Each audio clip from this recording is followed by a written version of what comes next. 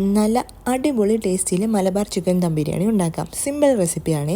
ചൂടായ പാനിലേക്ക് എണ്ണ, നെയ്യ്, സ്പൈസസ്, സവാള, ആവശ്യത്തിന് ഉപ്പ്, ജിഞ്ചർ ഗാർലിക് പേസ്റ്റ്, ക്യാരറ്റ് ഇട്ട് നന്നായിട്ടൊന്ന് ഇളക്കി കൊടുക്കാം. അതിലേക്ക് കഴുകി വൃത്തിയാക്കി വെച്ചേക്കുന്ന കൈമ റൈസ് ഇട്ട് കൊടുക്കാം.